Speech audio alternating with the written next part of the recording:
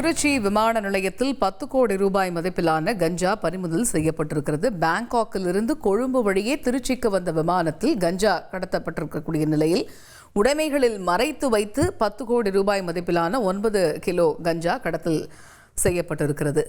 இந்த கடத்தல் கஞ்சாவானது தற்பொழுது பறிமுதல் செய்யப்பட்டிருக்கிறது. கூடுதல் தகவல்களை செய்தியாளர் தினேஷ் விவரிக்க கேட்போம். முழு விவரங்கள் என்ன தினேஷ்? வணக்கம். அதாவது திருச்சி சர்வதேச விமான நிலையத்திற்கு பல்வேறு நாடுகள், அதாவது மலேசியா, சிங்கப்பூர், இலங்கை போன்ற நாடுகளிலிருந்து விமான சேவைகளானது இயக்கப்பட்டு வருகிறது. அந்த வகையில் தாய்லாந்து தலைநகர் பாங்காக்கில் இருந்து இலங்கை கொழும்பு வழியாக திருச்சிக்கு வந்த ஸ்ரீலங்கன் ஏர்லைன்ஸ் விமானத்தில் வந்த பயணிகளை சுங்கத்துறை அதிகாரிகள் சோதனை செய்த போது அதில் சந்தேகத்திற்கிடமான இருந்த ஒரு பயணியின் உடைமையை சோதனை செய்த போது அதில் 9 கிலோ, அதாவது 10 கோடி ரூபாய் மதிப்பிலான ஹைட்ரோபோனிக் என்ற கஞ்சா வடிவிலான அந்த போதைப் பொருள் இருந்தது கண்டறியப்பட்டது. இதனை பயணியிடம் சுங்கத்துறை அதிகாரிகள் விசாரணை மேற்கொண்ட நிலையில அவர் சந்தேகத்துக்கு இடமாக இருந்தது. அவரை கைது செய்து தற்போது விசாரணை மேற்கொண்டு வருகின்றனர். மேலும் அவர் வைத்திருந்த அந்த 9 கிலோ 10 கோடி ரூபாய் மதிப்பிலான அந்த போதைப் பொருளையும் தற்போது பறிமுதல் செய்துள்ளனர்.